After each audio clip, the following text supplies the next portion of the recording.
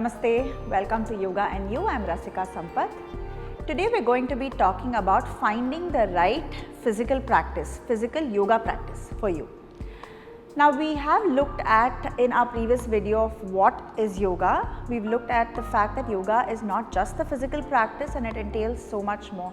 So if you haven't listened to that video, I would suggest that you please listen to that. That being said, we are not taking away from the importance that a physical yoga practice has, especially in today's day and age where our lifestyles are so sedentary. So we do need that movement, and yoga offers so many benefits physically and physiologically speaking as well. But I come across a lot of people who come and say things like, but I'm not flexible enough for yoga. I don't think yoga helps build strength. Yoga is just stretching, or yoga is too boring, it's too slow, things like that. This might be familiar with you, or you might yourself probably feel one or two of these things.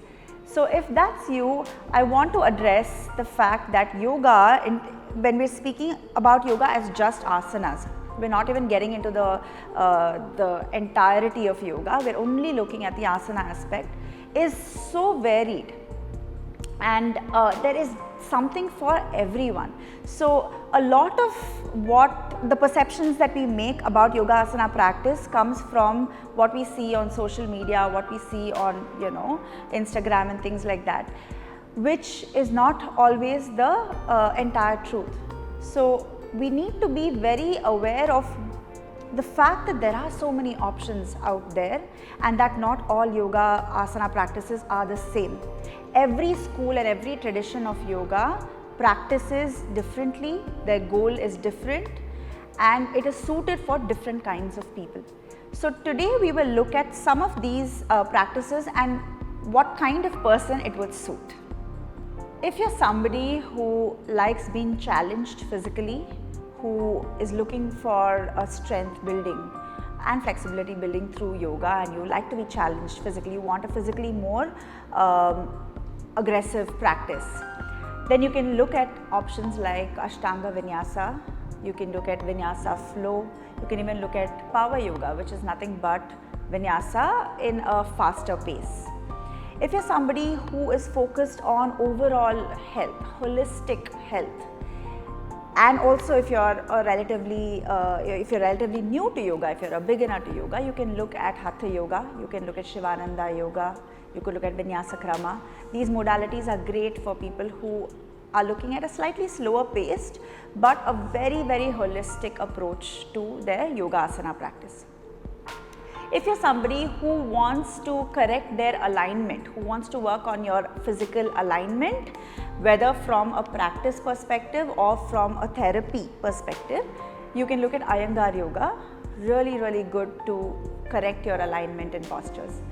If you're somebody who has an already existing physical practice which is a little strenuous, like if you practice any other form of yoga, if you practice, if you go to the gym, if you do weight training, HIIT, or even if you're into sports and you're looking for something to complement this, then you can look at Restorative Yoga or Yin Yoga, which is a beautiful way to complement more physically strenuous practices. If you're also looking at something to de-stress you, to give you a good night's sleep perhaps practice something on days when you're not feeling so great, probably if you're on your periods and you want to practice something which is a little more calming and relaxing. Even for those people, restorative and yin practices are really, really great. It's a great complement for days when you're not feeling good. It's a great complement for more intense physical practices. Then if you're looking for, if you have certain medical conditions that you want to address through yoga, you can look at yoga therapy. And if you're just somebody who is looking for some novel experiences, there are so many offerings out there which are coming up. There are things like aerial yoga and acro yoga and things like that. I'm sure you'll find something interesting among one of those things. So if you see, there are so many various styles, and I've not even covered, this is not even an exhaustive list. There are so many different schools of yoga teaching differently, which cater to different kinds of people. So I would say that choosing the right physical practice for you in itself is a journey. Please enjoy that journey. Go for different classes and find out what works best for you.